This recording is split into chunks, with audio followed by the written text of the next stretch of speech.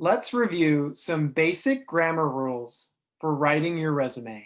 When a recruiter or employer or someone reading your resume is looking through it and they see one silly grammatical mistake, that automatically takes away all their respect and they just move on really quick because they want someone who pays attention to detail. So make sure your resume gets checked. Now let's talk about some grammatical rules. So we don't want to make it obviously personal.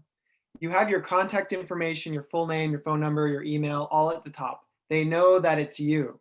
So you don't have to use personal pronouns like I, my, and me.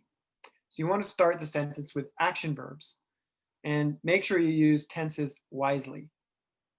So here's an example. Let's read through it together. I launched the product to the international market. My efforts resulted in doubling the company's sales revenue within 2 years.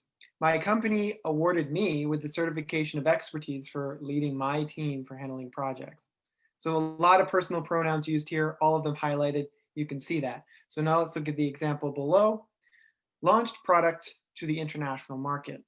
Doubled the company's sales revenue within 2 years. Awarded as a certified expert in managing several projects. Past or present. This is something we need to discuss as far as tenses because we are using verbs at the beginning of each of our work experience lists. Past achievements, past tense. Managed a team of 50 plus workers. 2, maintain stability in manufacturing and retailing the company's products. And present engagements, we got to use the present tense. And this is in using the gerund, the ing. So managing a team, maintaining stability. All right, hopefully this was clear for you.